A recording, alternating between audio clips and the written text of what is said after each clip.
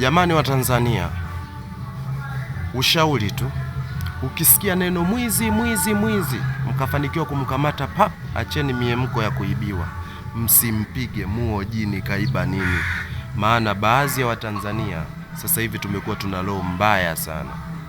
Kuna kijana mmoja alikuwa kakaa na demu wake, wakawa wanaongea, mwisho wa siku ikaibuka mizozo.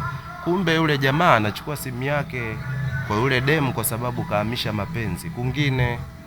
Jamaa ashachukua simu yake anaondoka, yule mwanamke akamuitia mwizi mwizi. Jamaa wamekamata, piga mashuti, piga makofi nini, mwisho wa siku ukweli unabakige tu pale pale. Watu wakasema jamani, huyu kaka alikaa na yule dada ambaye kamuitia mwizi mwizi, tumuhoji. Jamaa anahojiwa, anafunguka, mimi yule ni mtu wangu, nimemnunulia simu, nimekuja kuchukua simu yangu baada ya yeye kuhamisha mapenzi sehemu nyingine. Alafu pili, hii simu mimi na risiti. Mwanamke anaulizwa sawa, wewe unasema huyu ni mwizi, wewe risiti iko wapi? Jamaa kaenda kaleta risiti, mwanamke risiti hana. Wanawake, punguzeni roho mbaya.